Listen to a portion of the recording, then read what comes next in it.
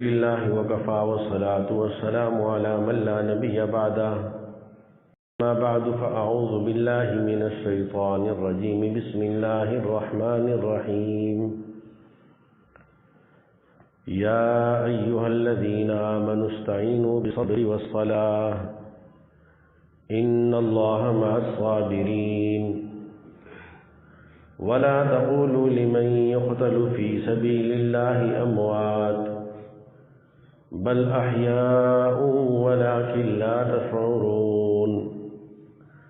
ولنبلونكم بشيء من الخوف والجوع ونقص من الأموال والأنفس والثمرات وبشر الصابرين الذين إذا أصابتهم مصيبة قالوا إنا لله وإنا إليه راجعون. أولئك عليهم صلوات من ربهم ورحمة وأولئك هم المهتدون. صدق الله العظيم وصدق رسوله النبي الكريم.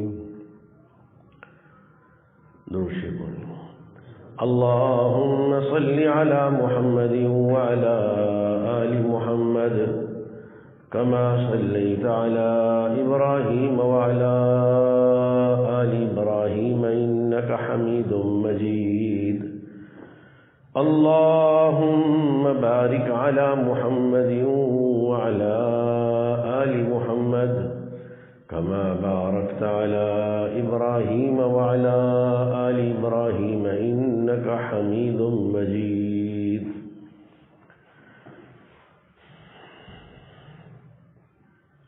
میرے محترم دوستو، اللہ رب العزت نے انسان کو اچھے اخلاق حاصل کرنے کا مکلف بنایا ہے، اور وہ اخلاق جو ناپسندیدہ ہیں ان سے اپنے آپ کو پاک صاف کرنے کا اللہ نے مکلف بنایا ہے. اور اللہ نے انسان میں یہ استعداد اور صلاحیت رکھی ہے کہ انسان اگر اپنی ذات پر محنت کرے تو اپنے آپ کو اچھے اخلاق میں اعلیٰ درجے تک لے کے جا سکتا ہے. اسی طرح اگر اپنی ذات پر محنت کرے تو برے اخلاق سے اپنے آپ کو منزہ کر سکتا ہے. اور قرآن میں اللہ تعالیٰ نے اسی پاکیزگی اور صفائی کو کامیابی کا معیار قرار دیا ہے.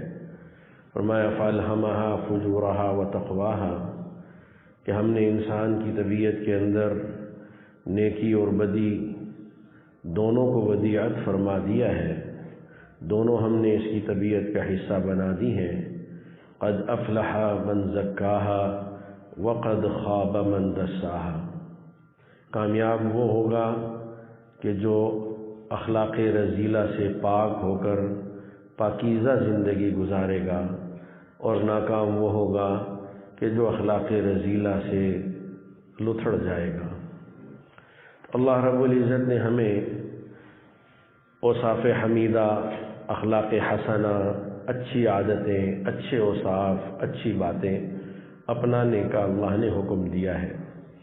اور بحیثیت انسان ہونے کے بھی آدمی اگر غور کرے، اسلام اور مذہب تو بعد کی بات ہے، صرف اس کا انسان ہونا ہی اس سے اس بات کا تقاضا کرتا ہے کہ یہ اپنے اندر اچھی اچھی باتوں کو پیدا کرے اور بری بری باتوں سے اجتناب کرے.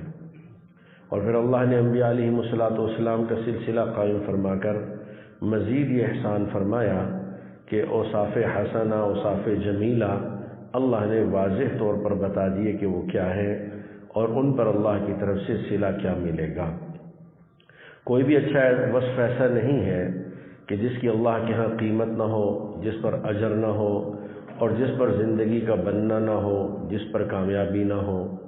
اور اسی طرح کوئی بھی بری عادت ایسی نہیں ہے کہ جس سے آدمی کی دنیا کی زندگی کی تباہی اور آخرت کی زندگی کی تباہی اللہ نے اس کو بیان نہ کیا ہو. اللہ پاک ہم سب کو اس کی توفیق عطا فرماوے.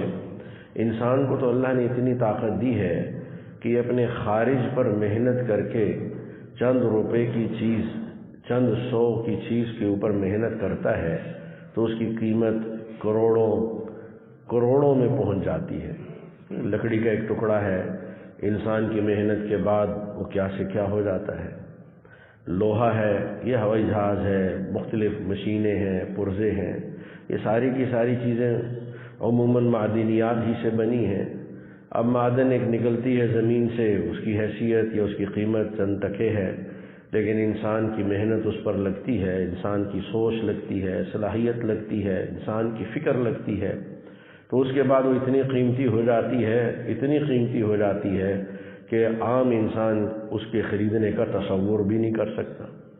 تو جب خارجی چیزیں جو انسان کے دائرۂ اختیار میں نہیں ہیں، ان کے اندر اللہ نے یہ صفت رکھی ہے اور انسان میں اللہ نے یہ طاقت رکھی ہے کہ انسان کی محنت سے وہ بدلتی ہیں اور انسان ان پر محنت کر کے انہیں قیمتی بنا سکتا ہے۔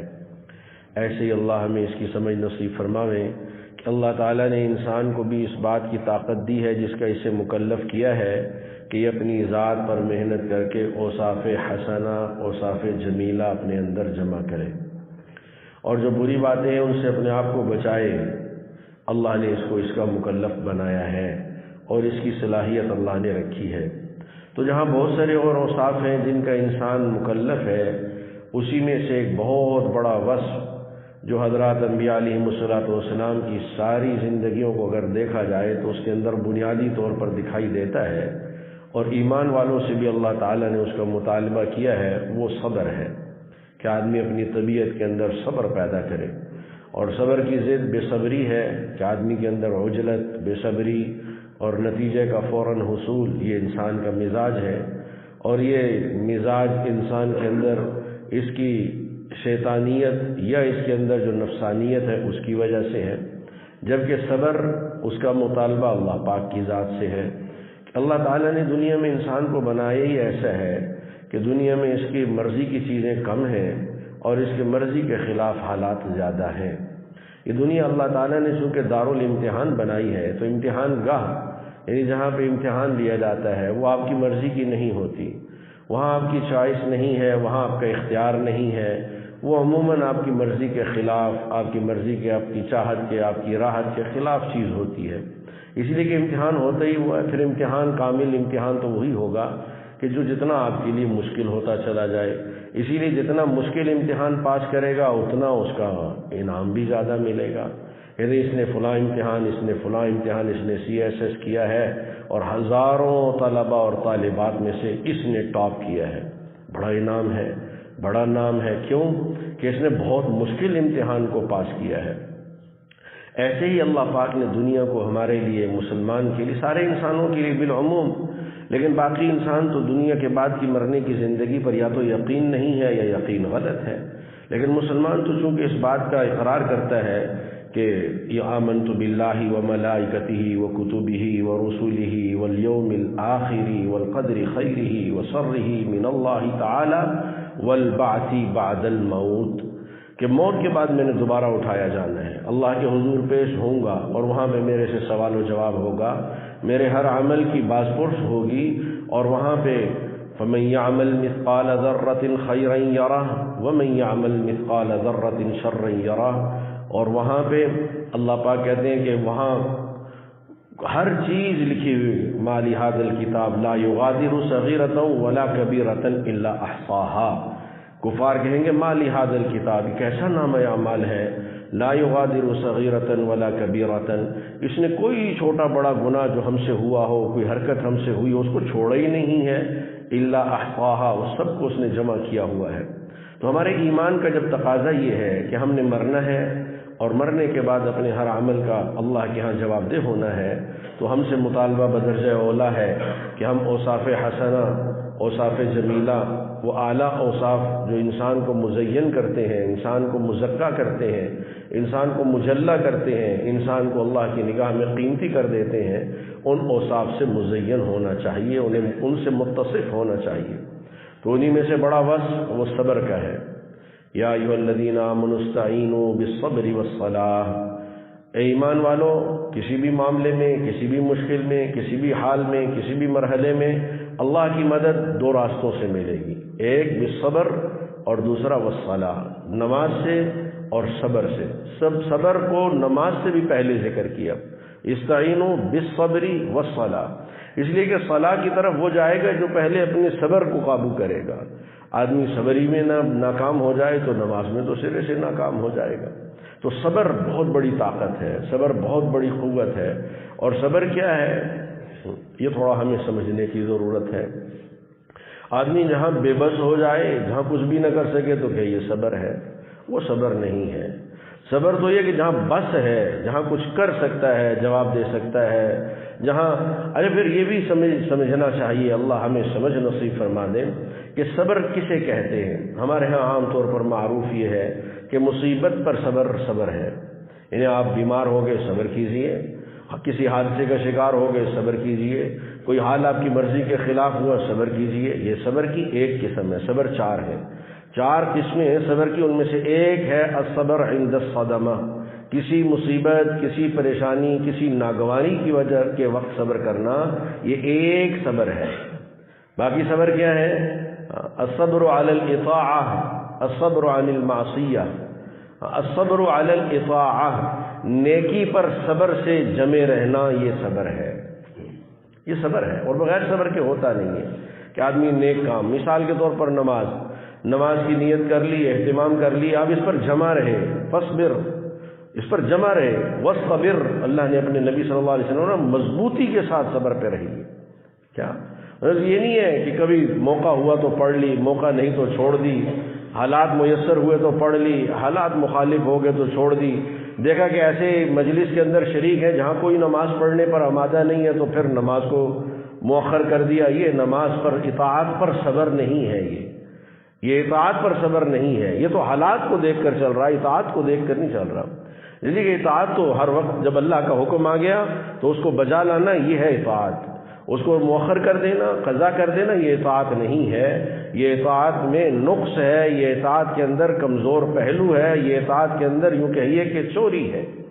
اطاعت پر صبر، الصبر علی الاطاعہ. یہ تو میں نے نماز کی ایک مثال دی ہے. بہت ساری چیزیں، سچ، اس پہ صبر کرے. یعنی سچ بولتا ہے تو مشکل حالات دکھائی دیتے ہیں، جھوٹ بولتا ہے تو آسانی دکھائی دیتی ہے. اب یہاں پہ الصبر علی الاطاعہ کا تقاضا یہ ہے کہ یہ سچ پر جمع رہے اور اس پر صبر کرے. حیا، اس پر صبر کرے. دیانتداری، اس پر صبر کرے. امانت داری، اس پر صبر کرے. عفت، پاکدامنی، اس پر صبر کرے. یعنی جو بھی اوصاف اور اچھے اوصاف ہے، یہ اوامر ہے اللہ پاک کے، ان کو اختیار کرنے کے لیے بھی صبر کی ضرورت ہے. اب یہ بھی صبر ہے. اب آدمی ناگواری میں نماز پڑھتا ہے، طبیعت نہیں چاہتی صبح فجر کے وقت اٹھنے کی، اس میں اٹھتا ہے اور وضو کرتا ہے، مسجد کی طرف آتا ہے، تو یہ صبر کے بغیر ممکن نہیں ہے. یہ اپنے اوپر جبر اور صبر کرنا پڑتا ہے. اور اللہ نے انسان کی طبیعت میں یہ رکھا ہے. ایسا نہیں ہے کہ طبیعت میں نہیں ہے. صرف مسئلہ یہ ہے کہ ہمیں جن چیزوں کے اندر فائدہ یقینی محسوس ہوتا ہے، چاہے ہو نہ ہو، ایک ہے فائدے کا حقیقتاً ہونا اور ایک ہے فائدے کا محسوس ہونا. ہمیں جہاں فائدہ یقینی محسوس ہوتا ہے وہاں ہمارے لیے ہر قسم کا صبر آسان ہو جاتا ہے. ایک آدمی دکاندار ہے، دکان کھولتا ہے صبح 7 بجے، بند کرتا ہے رات کو 11 بجے، اس پہ صبر سے جمع ہوا ہے. بسا اوقات گھنٹوں گزر جاتے ہیں، کوئی اس کی دکان کی طرف جھک کے دیکھتا بھی نہیں ہے، لیکن صبر سے بیٹھا ہوا ہے. کبھی آپ نے دیکھا کہ کوئی دکاندار دکان بند کر کے جا رہا ہو کہ بھئی کیوں جا رہے ہیں؟ یار کوئی آتا نہیں ہے دکان میں. کہ بھائی بے وقوف ہو، جمے رہو گے، صبر کرو گے تو کوئی آئے گا. اگر تم ہی نہیں جمو گے، تم ہی صبر نہیں کرو گے تو کون آئے گا تمہاری دکان پہ؟ یہ سمجھ میں آتی ہے، ساروں کو سمجھ میں آتی ہے. کیوں؟ اس لیے کہ یہاں سے فائدے کا یقین ہے ہمیں کہ یہاں سے فائدہ ہوگا. وہ تو اللہ جانتے ہیں کہ ہوگا نہیں ہوگا، لیکن ہمیں محسوس ہی ہوتا ہے کہ یہاں سے فائدہ ہوگا. اس لیے وہ صبر ہمارے لیے دشوار نہیں ہے. آدمی ملازم ہو جاتا ہے، ملازم ہونے سے پہلے 10 بجے تک سوتا ہے، 11 بجے تک سوتا ہے. جو ہی اس کو ملازمت ملتی ہے اور پہلے دن اس نے 7 بجے سے پہلے آفس میں پہنچنا ہے تو اب اپنی طبیعت پر صبر کر کے، جبر کر کے اٹھتا ہے، تیار ہوتا ہے، اپنے سارے معمولات کو اس کے مطابق بدل دیتا ہے. یہ یعنی انسان میں اللہ نے یہ یہ اللہ نے وصف رکھا ہے، اتنی اللہ نے اس کی طبیعت کے اندر لچک رکھی ہے کہ جس کام کو اہم سمجھے گا اس کا نظام آسانی سے بنا لے گا، اور جس چیز کی اہمیت نہیں ہوگی، جب تک والد صاحب دکان سنبھالتے ہیں تو بچہ ڈنڈی مارتا ہے، کبھی ادھر جا رہا کبھی ادھر جا رہا، ادھر والد صاحب اللہ کو پیارے ہوئے، ادھر یہ بالکل ہوشیار باش ہو جاتا ہے، صبح صبح پہنچتا ہے، رات تک رہتا ہے اور کہیں چھٹی نہیں کرتا، سارے اپنے پروگرام منسوخ کر دیتا ہے، کہتا ہے اب ذمہ داری مجھ پر پڑ گئی ہے۔ یعنی اس کا مطلب یہ ہے کہ اس کی طبیعت کے اندر اللہ نے یہ خاصہ رکھا تھا کہ یہ چاہے تو یہ کر سکتا ہے۔ تو اس لیے صبر کی پہلی قسم یہ الصبر علی الاطاعہ، کہ آدمی اطاعت پر صبر کرے، اطاعت پر صبر کرے، اطاعت پر صبر کرے، جمع رہے، اور اس کا نتیجہ آخرت میں تو ملے گا۔ ہر اطاعت اللہ کی طرف لے کے جانے والی ہے، اللہ کو راضی کرنے والی ہے، نیکی کے پلڑے میں اس کے پلڑے کو جھکانے والی ہے، ہر اطاعت اللہ پاک سے اسے انعام اور بدلہ دلوانے والی ہے، وہ آخرت میں ہوگا۔ اس دنیا میں بھی اس صبر کے بدلے میں، کہ مثال کے طور پر نماز ہی کو لے لیجئے، کہ جو آدمی نماز کے اہتمام کرتا رہتا ہے، اللہ کے نبی سرکار دو عالم صلی اللہ علیہ وآلہ وسلم نے فرمایا کہ جو نماز کا اہتمام کرتا ہے فرشتے اس کے ساتھ دوستی لگا لیتے ہیں، اور اگر کسی وجہ سے مسجد میں نہیں آ سکا تو فرشتے اس کو تلاش کرتے ہیں، اگر بیمار ہو تو عیادت کرتے ہیں، کسی پریشانی میں ہو تو اس کی مدد کرتے ہیں۔ یہ کیوں ہوا؟ یہ اس کے نماز پر صبر کی وجہ سے اللہ نے دنیا میں یہ بدلہ دیا ہے۔ پھر آدمی کو نظر تو چونکہ آتا نہیں ہے، یہ تو غیب کا علم سارا نظام اللہ نے بنا رکھا ہے۔ کہتے ہیں ایک آدمی نمازی ہے، وہ اپنے کسی کام سے، کسی مسئلے میں، کسی ضرورت کے لیے گھر سے پریشان حال نکلا، سامنے کوئی دروازہ نہیں ہے، کوئی سبب نہیں ہے کہ کیسے ہوگا میرا یہ کام، اچانک کوئی آدمی مل گیا، اس نے کام کر دیا، کہتا بس اللہ نے کیا کہ اچانک میرا کام ہو گیا جو ہونے والا نہیں تھا۔ اسے نہیں پتا کہ اللہ تعالیٰ نے فرشتوں کے ذریعے سے اس کے کام کو آسان فرمایا ہے۔ تو یہ تو نتیجہ اللہ دنیا میں دیتے ہیں، اور یہ زبان نبوت کی خبریں ہیں جو سچی ہیں، اس کے علاوہ ہوگا نہیں۔ ہاں، تو پہلی قسم صبر کی کیا ہے؟ الصبر علی الاطاعہ، کہ آدمی اطاعت پر صابر رہے، جمع رہے، قائم رہے۔ اور نبی اکرم سرکار دو عالم صلی اللہ علیہ وسلم کو اللہ تعالیٰ نے کہا کہ آپ یعنی اللہ اپنے حبیب کو جو حکم دے رہے ہیں اور اسے قرآن میں قیامت تک کے لیے ذکر فرما رہے ہیں، تو وہ گویا کہ میرے اور آپ کے لیے، قیامت تک آنے والے مسلمانوں کے لیے یہ پیغام ہے کہ جب ہم اپنے حبیب سے اس کا مطالبہ کرتے ہیں جبکہ وہ ہمارے محبوب ہیں، تو تم سے اس کا مطالبہ بدرجہ اولا ہے۔ اللہ تعالیٰ کے اللہ نے حکم فرمایا نبی اکرم صلی اللہ علیہ وسلم کو کہ آپ نماز قائم کریں، وَأْمُرْ أَهْلَكَ بِالصَّلَاةِ، نماز کا گھر والوں کو بھی کہیں، وَاسْتَبِرْ عَلَيْهَا، صرف خود اپنے گھر والوں کو کہنے کے بعد فارغ، وَاسْتَبِرْ عَلَيْهَا، اس پر مضبوطی کے ساتھ کاربند رہیں۔ آقا نامدار سرکار دو عالم صلی اللہ علیہ وآلہ وسلم ساری رات نماز پڑھ رہے ہیں، ساری رات۔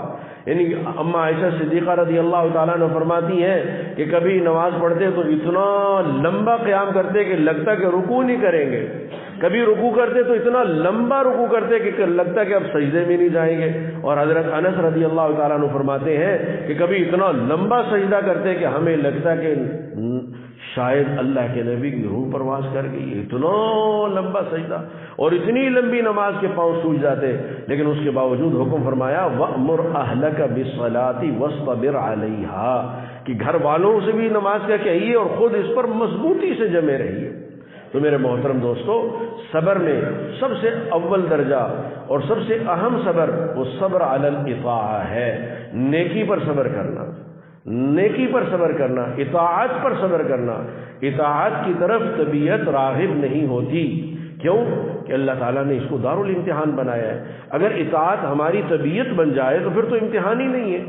امتحان تو ہے ہی اس بات کا کہ اللہ تعالیٰ نے طبیعت کے اندر نفسانیت، خواہشات کا غلبہ رکھا ہے اور اطاعت کا مادہ رکھا ہے اور اطاعت کا حکم فرمایا ہے اور اطاعت پر جنت کا وعدہ فرمایا ہے۔ دنیا میں اطاعت پر جو کچھ ملتا ہے وہ دکھائی نہیں دیتا۔ دنیا میں بھی اللہ تعالیٰ اطاعت کے ثمرات، جیسے میں نے پہلے عرض کیا کہ اطاعت کے ثمرات اللہ دنیا میں بھی عطا فرماتے ہیں، لیکن وہ اتنے پوشیدہ ہوتے ہیں کہ آدمی کو محسوس نہیں ہوتے کہ یہ اطاعت کی وجہ سے ہو رہا ہے، کیونکہ اس لیے کہ اطاعت کا اصل ثمرہ موت کے بعد ہے۔ تو لیکن اللہ نے حکم فرمایا اطاعت کا، اب طبیعت اطاعت پر آمادہ نہیں ہوتی، اس کے لیے صبر کرنا پڑے گا۔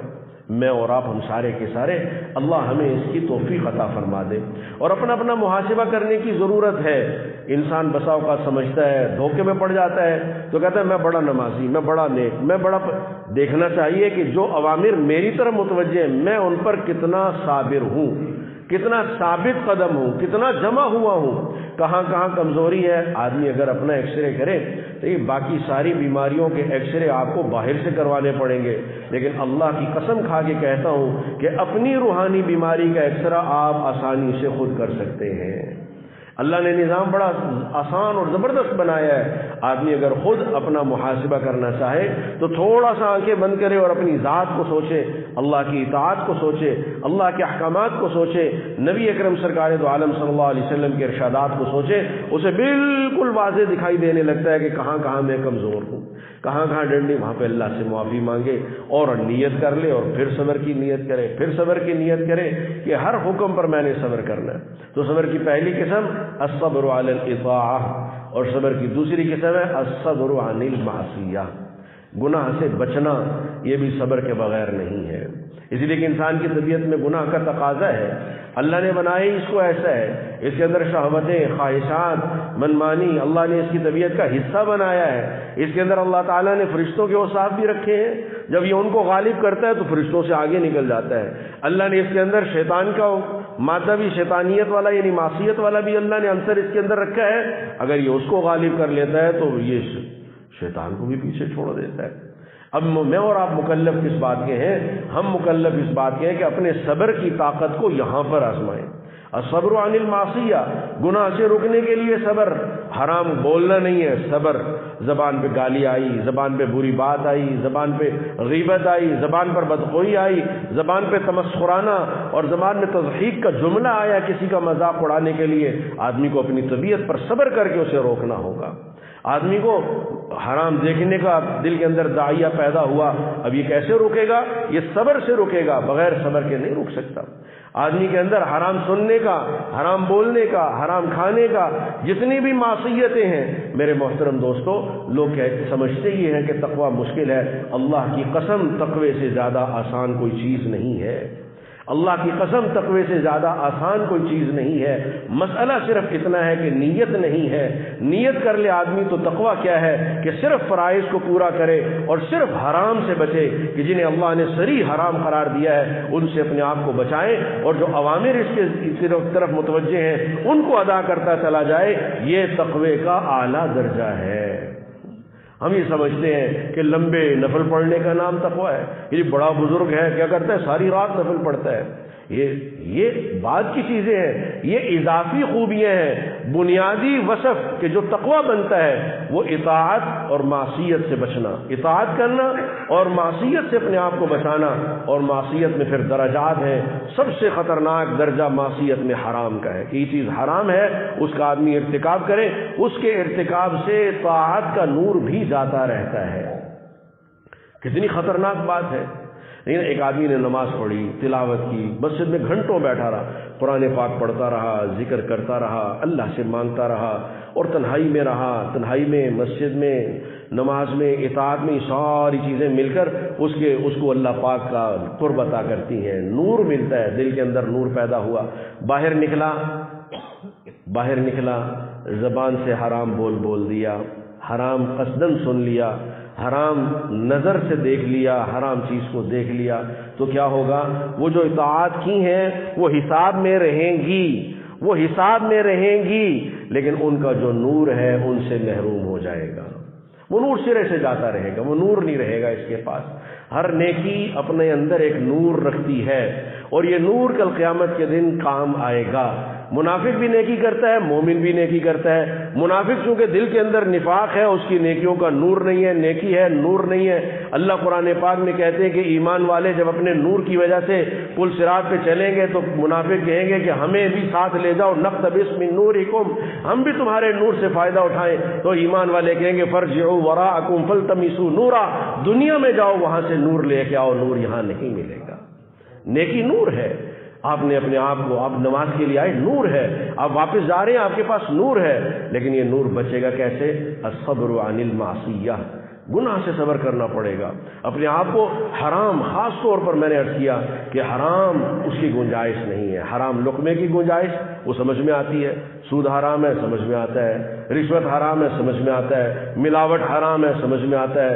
لیکن معاف کیجئے گا جو ہلکے ہلکے یعنی جن کا مزاج بن چکا ہے، میں معذرت کے ساتھ صرف مثال کے لیے کہہ رہا ہوں، اگر ایک آدمی کا مزاج ہے کہ وہ ملاوٹ کے بغیر کام نہیں کرتا تو اس کا مزاج یہ ہے، اس کی سوچ یہ ہے، اس کا خیال یہ ہے، اس کا تصور یہ ہے کہ اس کے بغیر کام نہیں چلتا.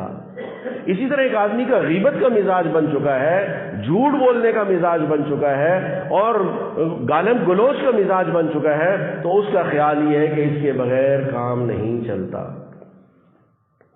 الصبر عن المعصیہ، تو پہلا صبر اطاعت پر، یہ قدر آسان ہے.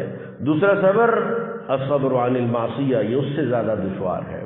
نماز پڑھنا آسان، باہر نکل کر کان کو حرام سے روکنا قصدن، سہون تو معاف ہے، قصدن اپنی نظر کو حرام سے روکنا، قصدن اپنی زبان کو حرام سے روکنا، اپنے جسم کو حرام لقمے سے روکنا، جتنے حرام ہیں. اور یہ کوئی زیادہ نہیں ہے، یہ زیادہ نہیں ہے. سب سے آسان حرام اور جس میں سب سے زیادہ ابتلا ہے وہ زبان کا حرام ہے. زبان کا حرام تو ہمارے اتنا زیادہ ہے، اتنا زیادہ ہے کہ الا ماشاء اللہ شاید و باید کہ کوئی ہوگا کہ جو زبان کے حرام سے بچے گا. کیوں؟ اس لیے کہ ہم نے اس کو مہلک سمجھا نہیں ہے. شوگر والا چینی کو مہلک سمجھ لیتا ہے، بلڈ پریشر والا نمک کو مہلک سمجھ لیتا ہے. ہر آدمی اپنی صحت کے اعتبار سے کسی نہ کسی چیز کو اپنے لیے مہلک سمجھ کر اس سے اپنے آپ کو بچاتا ہے. اور اتنا ایک صاحب ایک دن مجھے مسجد میں یہاں ہمارے پاس تھے، وہ کہنے لگے کہ مجھے 25 سال ہو گئے میں نے چینی میٹھا چھوڑ دیا، 25 سال میٹھا چھوڑ دیا. کیوں؟ اس لیے کہ اس سے نقصان کا یقین پیدا ہو گیا. اللہ کی قسم کوئی ہے جو یہ کہے کہ 25 سال ہو گئے کہ میں نے اپنی زبان سے کوئی حرام جملہ نہیں بولا. اب یہ ہے صبر. اب اندازہ اب کیا ہوگا. چینی، میں یہ نہیں کہہ رہا چینی کھانی چاہیے، لیکن اگر شوگر والا چینی کھائے گا تو انجام اس کا کیا ہے؟ موت. اچھا چینی نہیں کھائے گا تو پھر انجام کیا ہے؟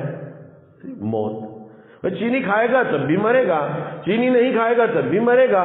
کتنے لوگ ایسے ہیں جنہیں شوگر ہوتی ہے، پتہ ہی نہیں ہوتا، ٹیسٹ ہی نہیں کراتے اور وہ کھاتے کھاتے دنیا سے چلے جاتے ہیں. کتنے ایسے جو ٹیسٹ کروا کے چینی سے بچ جاتے ہیں لیکن وہ بھی دنیا سے چلے جاتے ہیں. لیکن اگر حرام زبان سے بولے گا تو اس کا انجام جہنم ہے. اور بسا اوقات معاف کیجئے گا، بسا اوقات حدیث پاک میں آتا ہے کہ بسا اوقات زبان سے نکلا ہوا بول اللہ کو اتنا ناراض کرتا ہے، اتنا ناراض کرتا ہے، اتنا ناراض کرتا ہے کہ اللہ اس سے نعمت ایمان واپس لے لیتے ہیں.